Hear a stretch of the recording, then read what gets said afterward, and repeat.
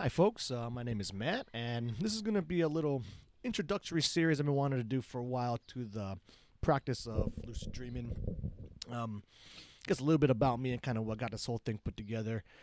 So, lucid dreaming has been a big part of my life since my early teenage years.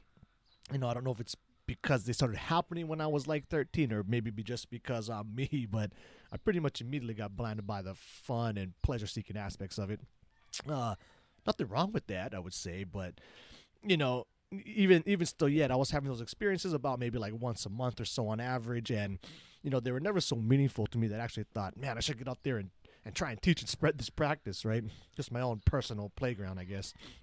Um, but then fast forward a big chunk, so good like 15, 16 years until 2013, and that's when I discovered Tibetan dream yoga and some of the Western approaches to lucid dreaming, stuff like Stephen LeBerge's work, Andrew Holacek's stuff, and basically really began to open my eyes to how much more this practice could be, right? And the interesting thing is, like, once I kind of, just opened my mind up to more possibilities, whether I was really going to believe they could happen or not, um, my dreamy mind served up the answer for me. I started having a lot more meaningful experiences, and I started to feel this urge that, oh, now I feel like I should get out there and teach and spread this thing. Like lucid dreaming, it's a skill, and like any other skill, you can practice and improve at it, and we're all capable of it, right? So even if you've never had a lucid dream before in your life, or if you want to have them more often, there are absolutely things you can do to achieve that. And so that's largely what this presentation here is gonna kind of be aimed at,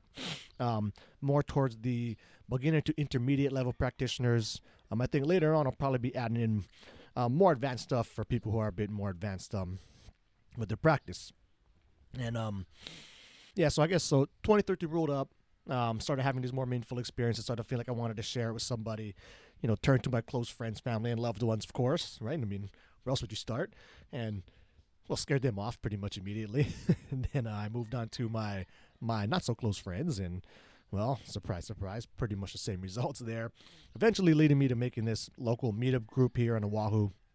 Um, had a few meetings. A couple great guys came in there, and they could really see, kind of how into this stuff I was in the first place. So they really encouraged me to get out there and kind of try to expand my horizons beyond just this little meetup group thing I was running.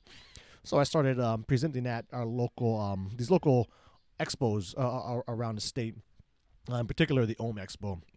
And in the process of doing that, I was going up there doing these little 1 hour presentations. I created this PowerPoint, right?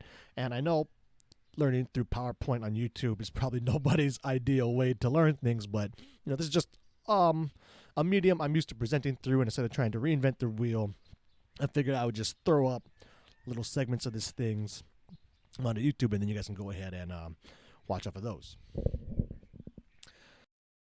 On the agenda, first up, we'll talk about sleep because, well, you got to know a little bit about sleep and where dreams are happening, so we can talk about wondering how to access them. That's my son. Say hello, Damien. Wow, good job. Then we'll actually go over belief systems and how important those are into even making what's possible happen within the dreams. Then we'll move into a bunch of my top threes. So that could be stuff like the top three things that are probably essential for beginners. My personal top three. Then we'll go into three ways you guys can do to kind of stack the cards in your deck if you've been trying for a while and just not getting lucid. And then finally, we'll close up with a little talk on potential. I like to break potential up into two different categories. So we got personally and then societally. And with that said, my younger son is here. I guess it's time to go. Aloha. Bye.